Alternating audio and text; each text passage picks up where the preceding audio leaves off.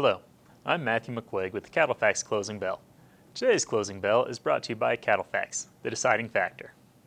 A common trend within the spring cattle markets is a widening of the Kansas-Nebraska fed steer spread as fat cattle in the north gain value relative to southern cattle.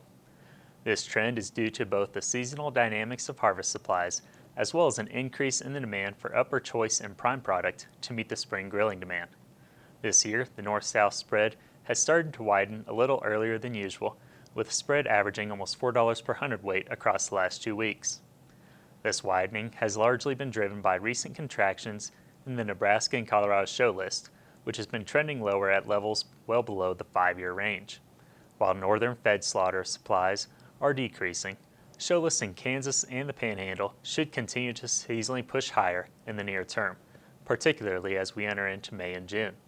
This change will be more pronounced as Kansas is the only state where implied place against supplies through the summer timeframe are above year-ago levels. Ultimately, this northern leadership is supportive to the cash market.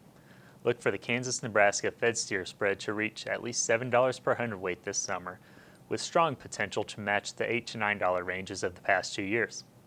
Turning to this week's markets, moderate fed cattle cash trade volumes were noted in the north thus far at $212 to $215 live, which is $7 to $9 firmer compared to last week. Light to moderate trade volumes in the south at $210 live, which is $7 higher than the prior week. Following the cash trend, the live cattle complex is slated to finish over $5 firmer on the week, with April live cattle trading near $209 at the time of recording. A sharp improvement in the cutout, along with bullish expectations for today's cattle on feed report, has been the catalyst for this week's gains as managed money entities continue to buy back in. Feeders traded $5 to $6 higher over the course of the past week and are approaching overbought territory from a momentum standpoint. The March contract is trading near $287.75, while April feeders are closer to $287.